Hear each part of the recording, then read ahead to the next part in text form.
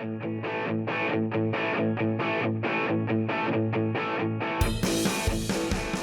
I'm Gabi, and welcome to Gabbing with Gabi. In this series, we sit down with fellow oil painters who brought their knowledge and talent to the world via the internet. It's a chance for them to put down their paintbrushes and talk about themselves. It's also a great opportunity for all of us to get to know them better.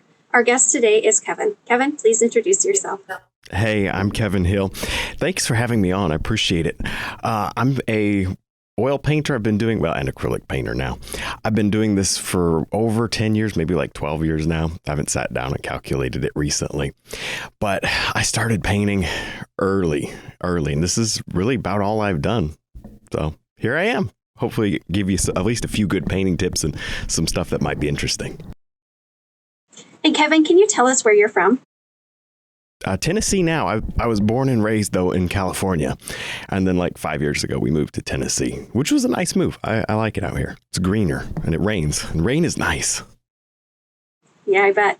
Can you tell us how you got into oil painting? My grandma got me into painting. She bought me the kit, but I used to watch the PBS guys. So there was Bob Ross and Jerry Yarnell would come on, and then a couple other guys. And when I was little, I would sit down and watch that stuff. But then what was it like? I don't know, maybe 13, 14, somewhere 15. I don't know. I think it was actually 15, where I actually sat down with a real canvas and started to paint a little bit more seriously, kind of like what you would expect now. And so then I did a couple of paintings, and then I just all of a sudden just like, whoa, it came out good. Like I was happy with it. It wasn't good, but I was happy with it at the time. And so that kind of got me excited to keep going. Of course, then, it goes a nosedive after that, but then eventually it kind of starts going that way. And that's basically how I started, just getting inspiration kind of from the guys on PBS, just like everybody else, pretty much how everybody else starts these days, right? Awesome. Have you had any formal education in art at all?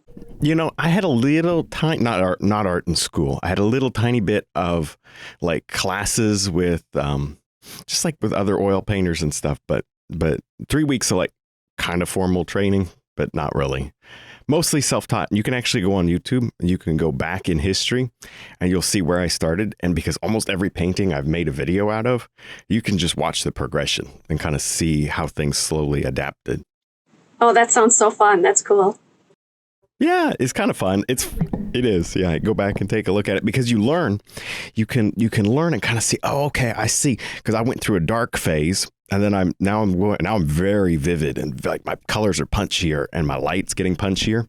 So you'll see me go from like the old traditional wet into wet painting, and you'll see me go into like almost like who I liked was Bierstadt, the old Hudson Valley guy. I really this is how professional artist I am. The Hudson Valley guy. I know what I like to see. I'm not super well versed in traditional art stuff. So I liked them. I liked him, and I pulled a lot of color and inspiration from him there. And you can actually go on YouTube and you'll see like, oh, that dark one. Oh yeah, I see that. You know what I'm saying?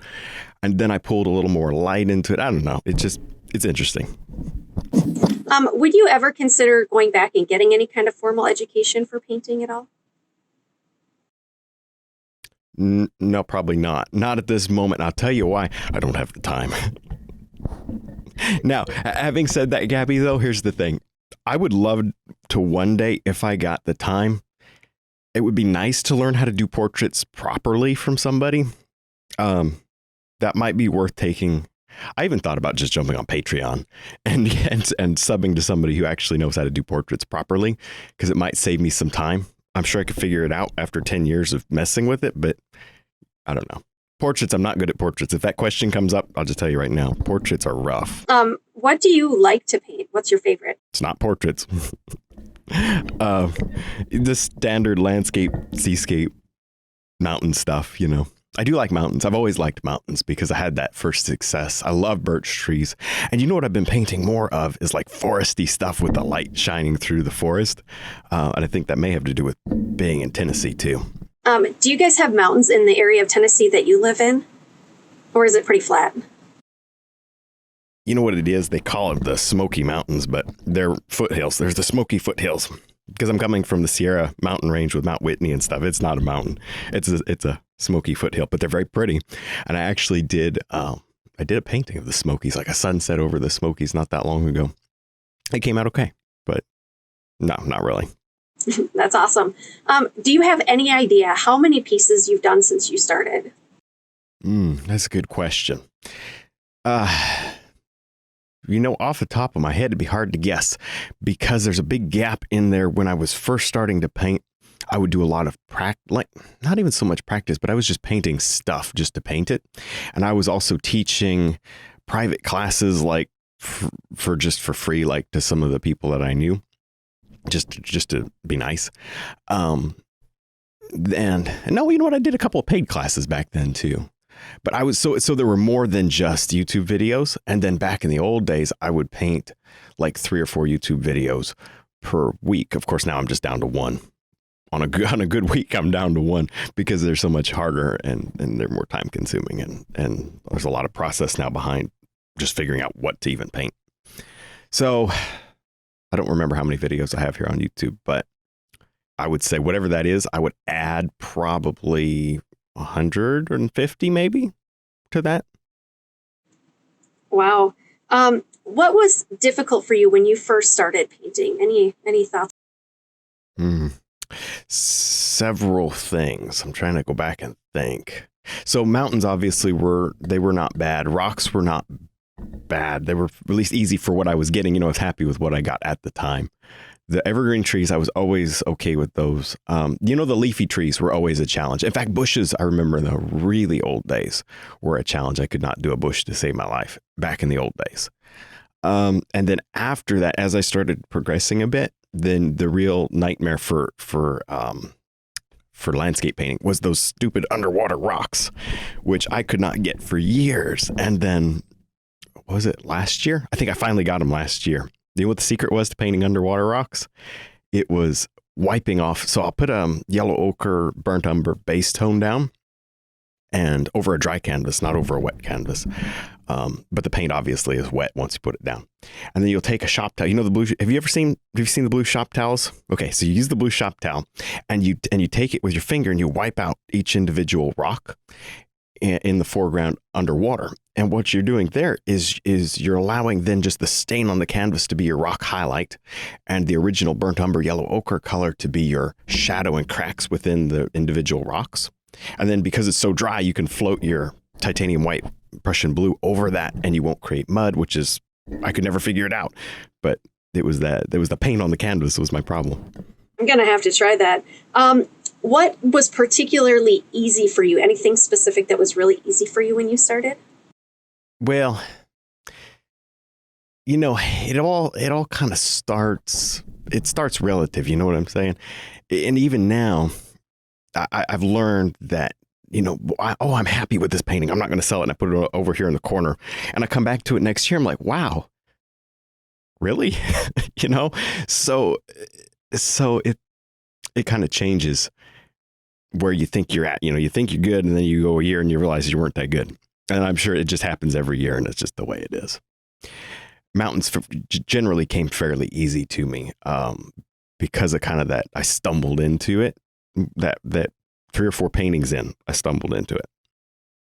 Speaking of controlling, how long did it take you before you felt like you had kind of mastered oil paint or had a handle on it? Well, I'm not sure that I don't even know that I still feel like I've mastered oil painting yet. I'm still learning and still developing, and always trying to figure out new stuff, new ways to do old stuff and whatnot. But here's the thing. Throughout my painting process, I feel like I've always been satisfied for the most part with where I was at and what I was doing. Of course, there's some paintings that you do that you just like, okay, that really didn't work. And those you don't even try to think about. But I allowed myself to be happy with what I was doing. And so like if I'm really in the beginner stage, I'm happy with what I did. And I would set it up like, wow, that's really cool. You know what I mean? And I would not overanalyze it. And it honestly, I was in the ditch over here. Some people, and I teach them in art classes and stuff, they're in the ditch over here. I mean, I'm looking at this thing, this is really very good. I would tell you if it's not good, because you're going to walk down the hall and say, look what I painted with Kevin. I would tell you if it doesn't look good.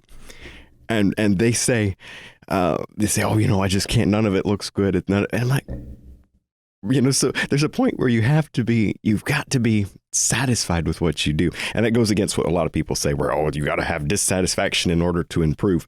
Let me tell you, at least what I found in 10 years, over 10 years of painting without burnout. See, that's the deal, painting without burnout. I allowed myself to be happy with what I did, and I would set my paintings up and look at them and appreciate, like, wow, that's really cool. To the point where I would have because I was young, I was like 17, and my dad and my brother would come in, they're like, that mountain doesn't look right, and that waterfall is wrong, and this, that, and the other. And I really needed it because I was so happy with my paintings that helped me to improve. But I was still happy. I'm like, I like it. I think it looks good. What are you talking about? You know what I mean? I was like, oh. But it was good stuff, let me tell you, and it helped. But that's the thing. Don't be too hard on yourself, and just let yourself enjoy what you did. And if part of the painting's not perfect, don't worry about it. Just enjoy it. Enjoy the completed painting, and be happy with it. I would just say try to be happy with your paintings as you improve, so you don't get burnt out and frustrated, because they're still going to get better either way. There you go. I know that doesn't agree with most people. That's okay, though. I interviewed another artist recently, and I asked him, who's a big fan of yours, I asked him if he could ask any artist any question, what would it be, and who would he ask? And he said it would be Kevin Hill, and his question is, how long did it take before you felt like you knew you were going to be a great artist? Before you felt like, before you felt like you were going to be a great artist, how long did that take for you? Okay, let me think, because I want to get this accurate. Here's how I started the whole painting journey, basically. So I'm starting to have a little bit of success. Now we're talking like age 17. And I'm having a little bit of success with commission paintings. So there was a time for like a year and a half where I would finish a commission, I would get another one. And if you're trying to sell, this does not have to do with anything, but if you're trying to sell your paintings, commission paintings are good because you can charge more for them as long as you're not doing crazy subjects. They tend to be pretty straightforward. So I was doing these commission paintings and making money. And at the time, making a lot of money because people were paying like $300, $400, $500, depending on the size and whatnot. And at age 17, that racks up really fast. And all of a sudden, you've got a lot of money. And it was at that moment, I think, in that area, I was like, this is kind of fun. I think I'm going to do this full time. And that's literally where it started at. It's just little by little. I was going to be an art teacher, like class, that was kind of the original plan, but that just never really panned out. It was so hard at that time to find anywhere. I couldn't find anywhere to teach. I didn't have any students. It was just, I think there's better ways to do that. Now I could be like, oh, here, let me help you. I know how to set that up. But at that time, I didn't really know how. So I ended up on YouTube doing YouTube stuff, which worked out so much better anyways. And now I still do the classes for fun, but I don't have to, which makes them even more fun. So I would say right there within the 17 plus range, I was like, yeah, like I said, this is what I'm going to do. That's so crazy. Can you tell us a little bit about the product line that you've developed that you have, available for purchase? So I've got oil and acrylic lines, and the acrylic lines especially have been developed quite a bit differently than most others. Like, you wouldn't so easily go down to the art store and just buy stuff like the kind of brushes that I have, because I wanted my acrylics to look like my oil paintings, if that makes sense. And the thing about the acrylics, I was getting a lot of people asking me how to convert these oil paintings to acrylic, but yet they still wanted to look like this style. So I did that. So that was good. And then getting the right kind of paint for that was very important. Now with the oil side, I sell just regular old 1980 Gamblin paint, the same stuff you get anywhere else. You can get it from me if you want to, but you don't have to. So regular 1980 Gamblin. And then I did the custom brush line, and I tweak. It's not crazy revolutionary or anything, but I did tweak some stuff around. My fan brush is thinner, much thinner than what other people would typically buy from the other artists.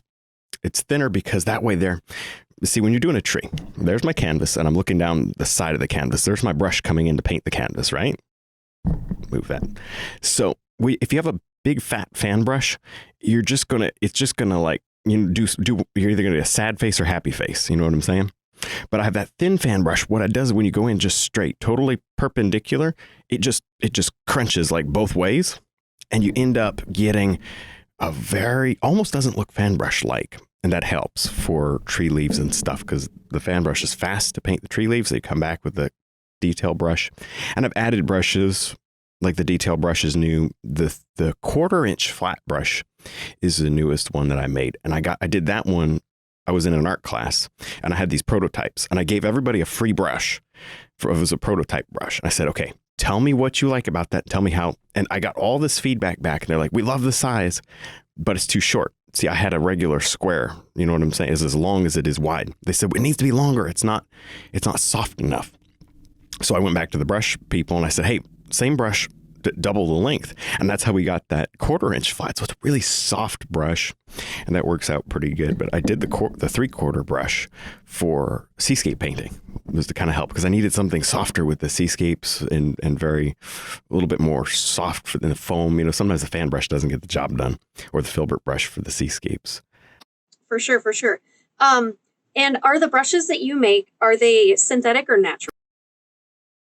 So the 3/4 flat and the 1/4 flat and the liner brush those are all synthetics. The rest are just natural brush and they are natural hair brush. Oh, okay. That's cool. What motivated you to make your own brushes? Yeah, I was frustrated. I'll tell you the truth. I was frustrated with the liner brush. It was not working. It was not doing. I knew for a fact I could use that brush. The problem was the brush, not me. You know what I'm saying? And I would rarely say something like that. But I remember searching out. The first thing I did when I contacted the brush guys was I said, I want a long liner and something that comes to a point and they, okay, we'll do that. So they did it.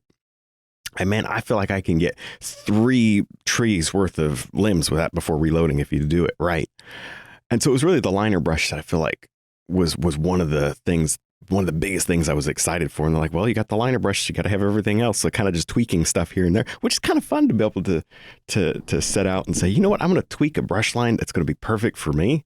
And then it's cool that other people, enjoy it too. Yeah. And that's great. That's an opportunity most people don't get. You have a digital line as well, right? You have some digital products out there. Can you tell us a little bit more about those and kind of, where that came from and just, I guess, what you have to offer for stuff online for people? Yeah. So at this point, I am focusing mostly on, it's either the old school, the DVDs, because we still deal in DVDs because a lot of people still like them. But I have all the stuff that I've made for DVDs available there on the website where you can just download them. So we got all kinds of projects, all going back years and years ago, up to like stuff that's brand new. And those projects are nice because I'll paint. Typically I'll take a painting that I did for a YouTube video and I'll repaint it into something that can be done more. Like I'll paint it again and I'll paint it faster because I'm not because see, when I'm painting for YouTube, I'm designing the painting and figuring out the actual structure as I go. But when I'm teaching the painting, I don't want to do that because nobody wants to learn how to paint a tree. And then I decide I don't like the tree and I'm going to remove it. You know what I'm saying? That would make a horrible lesson. So I'll go back and I'll repaint those and I'll do them faster. So my download lessons tend to be about, like an hour 15, hour and a half, somewhere in there. Plus I've got the technique series if you need help on rocks, trees, and clouds and whatnot. But recently I started out on Patreon. And on Patreon, what I'll do is I will set up a camera off to the side and I will just click record and I will record the whole painting process of doing a YouTube video and I'll just post that. And that and I don't speed it up and I don't cut anything out. And there's the nightmare part is I sit on the computer and I voice over the whole thing so that it's at least got instruction and training and teaching. But that thing, I think the last one I did was like 4.5 hours, something like that. So, and if I paint a tree and I don't like it, I'm taking the tree out. So, it's just a different way to learn. So for the people that are past, they're like, man, I want to get, because I'm only able to get like 90% of the detail in the downloads. But if they want like that last 10% and they don't mind pulling their hair out, then that's the place to go is Patreon. Just sign up there. And I'm trying to do one every month. Awesome. So, what do you think makes your lessons better than the other ones that are out there? I don't know if they're better than other people's. But here's the thing. Here's the thing. That's funny. So by starting out where I did and being influenced by a ton of people that are not wet into wet artists at all, I was pulling their styles in, like the comma stroke leaves. Those are from, they're kind of technically like an old master thing, but I learned them from Jerry Arnell, who you may not know because he's like an old PBS show in acrylic paint. But so I learned that from him. So I just pull stuff out from, I've watched Weiland. I've painted with Weiland before. And so you just pull out stuff and I've been kind of mashing it together. But the thing that I've recently been doing over the last 3 or 4 or 5 years is trying to push this wet into wet as far as we can go. Like, okay, how far can we go and get that detail? And it doesn't look like it's wet anymore. And in some cases, I'm kind of dry. You've seen me. I like put a shop towel up and I'll walk away for 10 or 15 minutes. I'm drying the paint on the canvas, but it's never totally dry. And I can still always blend it. So that's, to me, that's that specialty. That's that where you wouldn't get it anywhere else potentially, is that drastic controlling the paint on the canvas and trying to do, this is the other thing I've been doing a lot, is like my trees, they don't have 4 colors. They got like 10 colors. You know what I mean? They got the highlight, the shadow, the midtone, this and that and the other, all in the darks and lights. And it's what you put in between the highlight and the shadow that counts. You got a highlight, you got a shadow. Everybody does that. But it's what you put in between that makes your tree look more like the old masters or look even more professional. And it's not a matter of, it's not difficult. It's not even skill. It's just a matter of doing it, just knowing to do it and do it. So those are the things that I'm trying to teach people, is like just how far you can push it and get this look that doesn't even look wet on wet anymore. I see. That's awesome. Kevin, who inspires you? So obviously, growing up, I watched all the old PBS guys. You know who recently? So it's the Bob. For anybody that doesn't know, maybe out of the country, it's the Bob. I don't know about Bill Alexander till way later. Jerry Arnell, big one, and Buck Paulson, watched a lot of him when I was first starting, and Roger Bansimer, really a great. If you want to not wet on wet at all. No, sometimes he is, kind of, sort of. Very traditional, kind of impressionistic, but a great guy. I really like him. And so those are just a few, just to name a few. Do you feel like you draw inspiration from the nature around you? Well, I feel like after moving to Tennessee, my paintings have gotten a lot more green in them, just from the surroundings. So I really like that. I like the trees. I like the nature. I used to, be in more of the desert environment. Not more. I was very much in the desert environment. And so I haven't done as much desert stuff since then. But yeah, you can find inspiration in just about anything. And especially when you start looking close. Like, you know how you put a reflected blue highlight on the backside of a tree? It's not blue, it's blue, a little bit of red, white, a little bit of black, something like that. For anybody now who's, I'm just going to paint blue and white, don't do that. But you've got that reflected light. And one day I was out looking at a tree, and sure enough, I saw it. And it wasn't much, and I was looking for it. But I saw that light of the blue sky wrapping around that tree. I'm like, oh, there it is. I just do it because I kind of learned to do it, but I'm like, I like that. It's actually in nature. So sometimes we do painting and then we realize, it actually is real. Looking up at sunsets. Of course, we don't get the sunsets that we used to out in the desert, but people will send you pictures too all the time. And you can get a lot of inspiration from stuff all over the world. There was a waterfall in Vietnam, and one of my good friends, he was all the time, you got to do this waterfall. And finally, I just said, fine, I'm going to do the waterfall for you. I'm going to do it. And I did it. Like, I would never do a Vietnamese waterfall, but it turned out to be very pretty. It's on YouTube. I bet in person too. I bet that Vietnamese waterfall is absolutely spectacular to see, really. The Vietnamese waterfall it doesn't even look real. And so there's an element within painting typically that I will do where I purposely won't do stuff that's not at least a little bit normal. I don't even know the name of the cloud, but there was one time I was commissioned to paint a cloud. Somebody will know what it is. It's a pancake. It looks really weird. It's a pancake. Sometimes it's a double pancake. No, I don't remember the name and I couldn't find it. if I wanted to, probably. But it's an obscure little cloud, and it's a real cloud because you can look at pictures of them. And I had to paint that thing. It looked so weird, but it's natural, but it's weird. So I try to avoid that kind of thing because it distracts it. To me, it takes away from the painting, the viewer's experience. So I try not to do that. Yeah. What do you think makes you and your artwork unique? What sets you apart? That's a good question.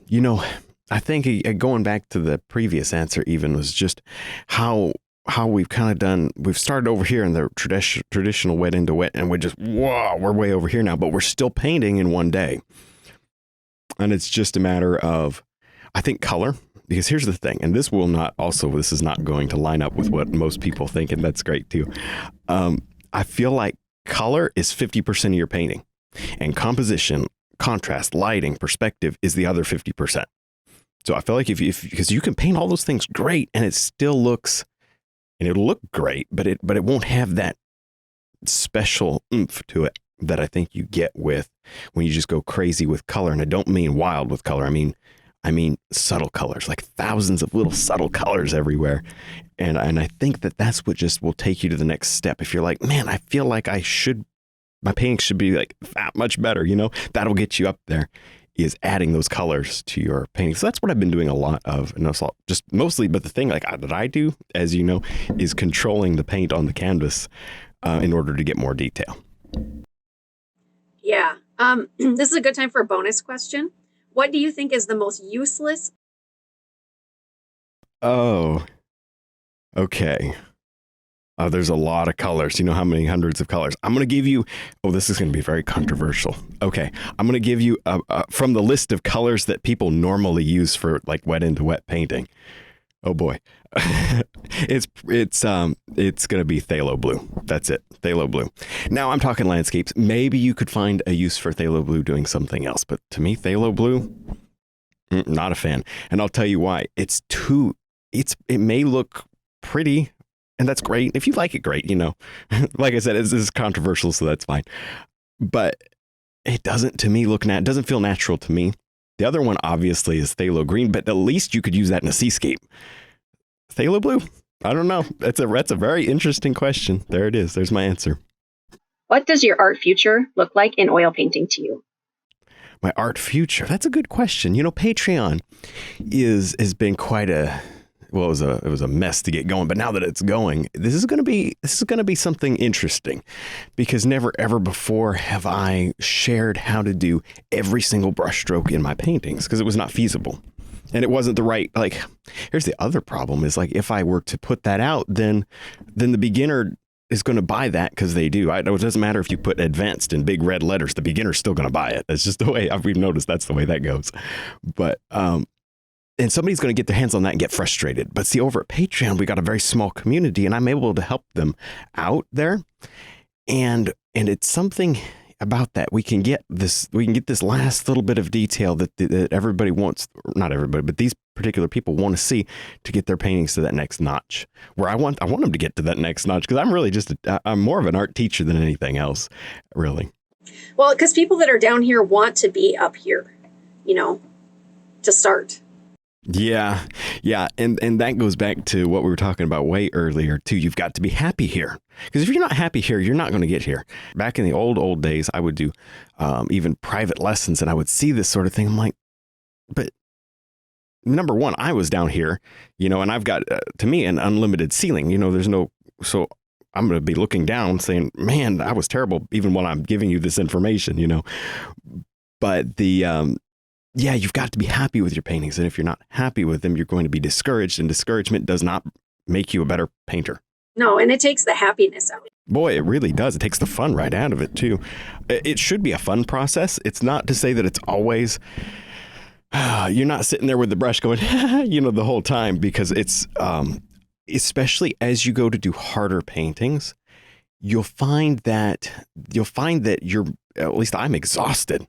I'm done with the painting. I am so tired. There's so much mental energy expended trying to balance all of these moving parts within a painting, to get it to the level that you want it to be. So, it's just a process for sure. And it's important to be happy on each level as you go. Yeah. Do you have other hobbies outside of painting? I don't have a lot of time outside of painting, and I got a family, so that takes, the rest of the time. But I do like fishing, and because we're in Tennessee, I've got boats now, so that was fun. These boats are cheap and easy to get out here, so I accidentally acquire boats. Do you have any advice on selling artwork? Yeah, actually, selling your work. Oh, so that's an interesting subject too, because I feel like, there's so many avenues you can go, and it may not be a bad idea to go all of the avenues at once. But if you're really wanting to sell your paintings, I would stick them all up on Facebook with a price tag that's not too much, that a normal person can afford. And I think that's probably right now in 2023. I think that's probably the best way. I have friends that have been extremely successful doing art craft fairs, although I've never actually done one. They'll sell the fire out of those little, that's Tennessee right there.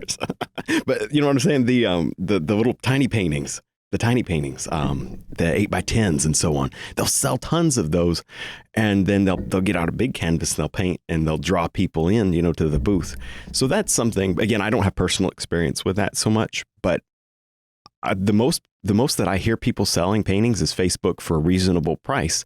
And then you could pick up commissions that way as well. And I do like the idea of selling paintings, because otherwise you end up with the stack and there's nothing to do with them. Hang your favorites on the wall. Don't end up with a stack. I'm telling you that from experience. Don't do that. If you could go back to your early days and give yourself some advice, what would that advice be? Going back to selling my paintings, I went to, because I was doing the commission, that was fine. That was, that was good. But I went up in price too quickly because then I was just like, didn't sell anymore. And if I could go back and tell myself anything, that's actually was talking to that. I was talking about that with my family not that long ago. I don't know what we got into this conversation.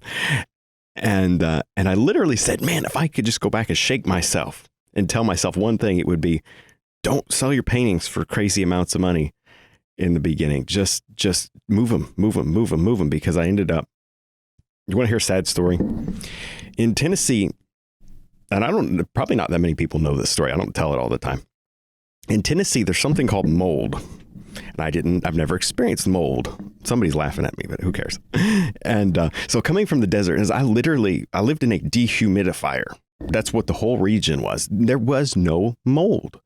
And so I come out to Tennessee and I bring all these paintings with me, kind of from that middle range of when I was painting, not super recent stuff. We're talking about kind of older, that I had not sold because, like I said, I went up in price too fast. I had stacks and stacks. I had crates of these things, probably 75 or more paintings. And as I was cleaning the house and painting the house and whatnot, getting the house ready to move in, I put them in the garage, and they didn't come out of the garage for months later. And my garage needs to be repaired and stuff. It's got leaks and whatnot in the garage, but I didn't think twice about it. I don't even know what is this falling from the sky? It looks like rain. You know what I mean? I mean, it's that drastic. Growing up in the LA area, if you're curious, LA area.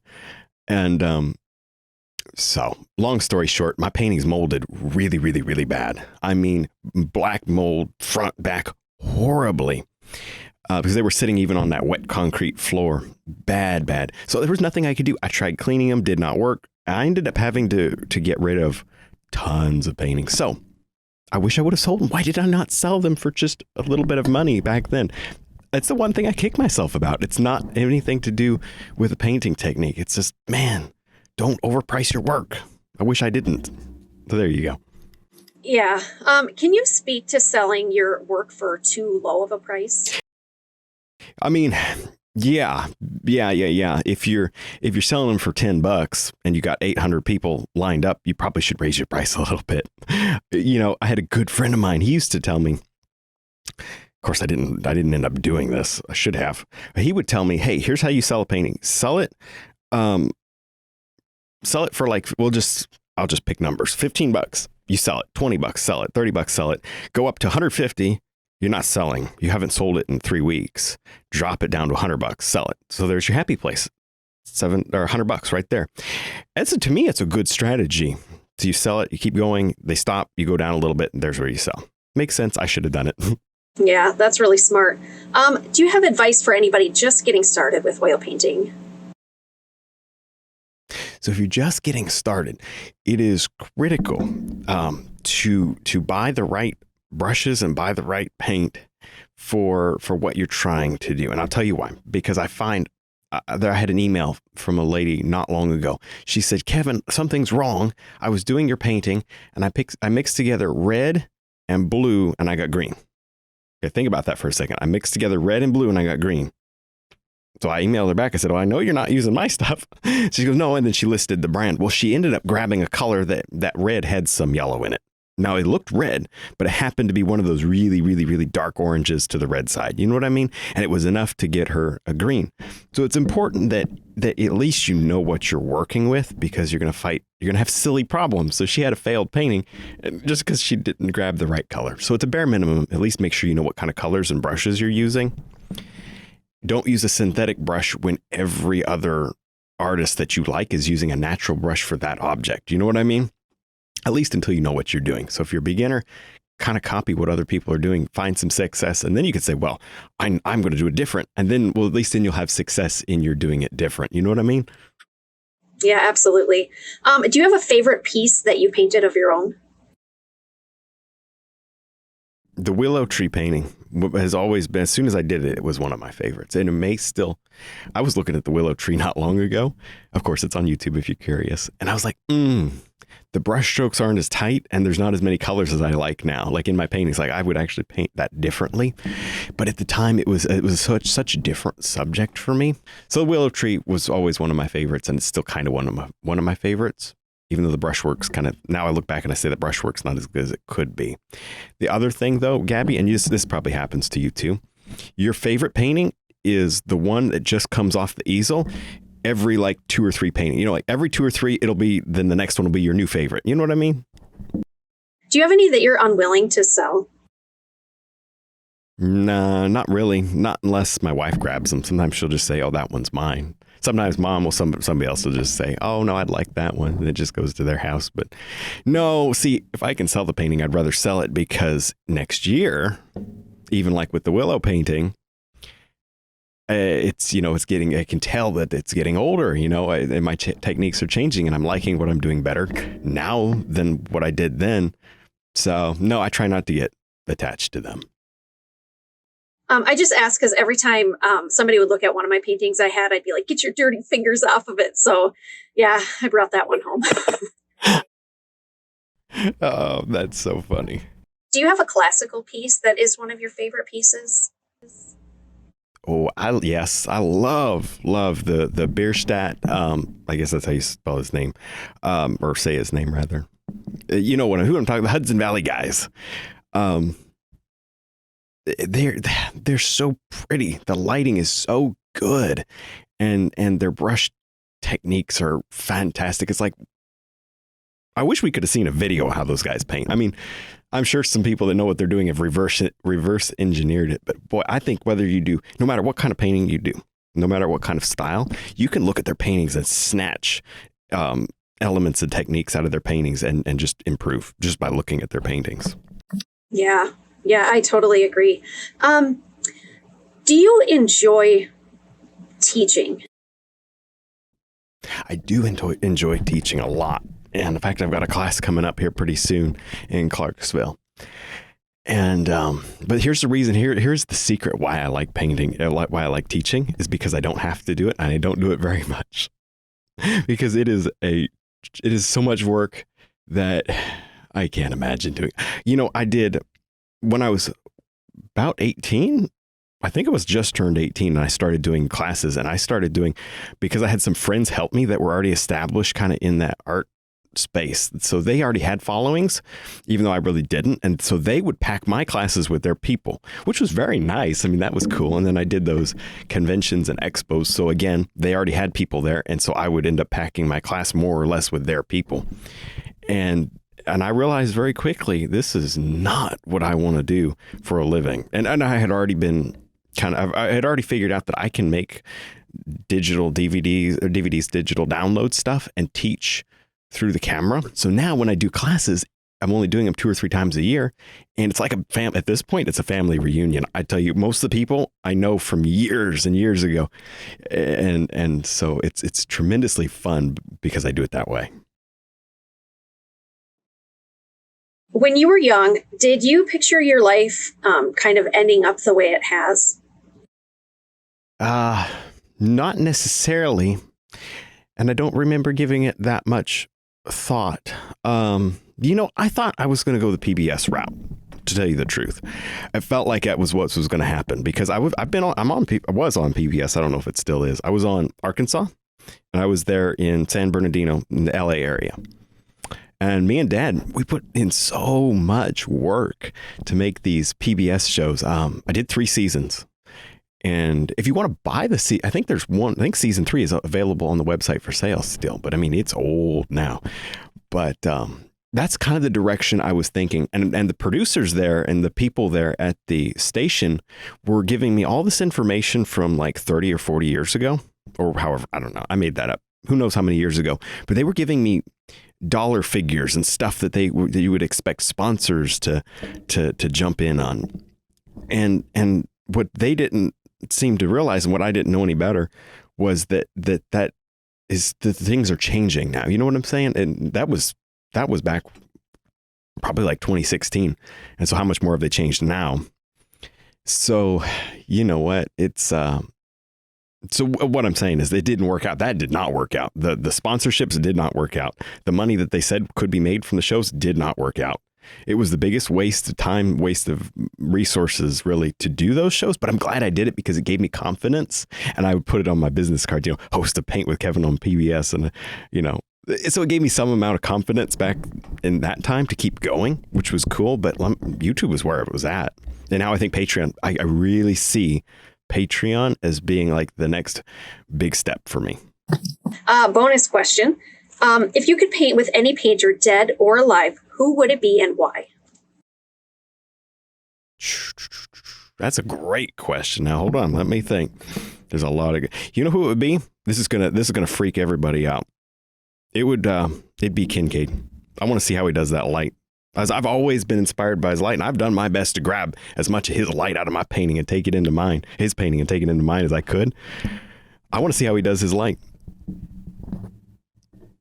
That was not what you were expecting. No, it's not. That's not what I expected at all. Another bonus question I was going to ask, but you already answered. If PBS had showed up at your door tomorrow and asked you to be the next star, would you do it? Would that be something that you would consider doing? But I think you kind of answered. Nope. Been there, done that. That was fun. Glad I did. Not planning on doing it again.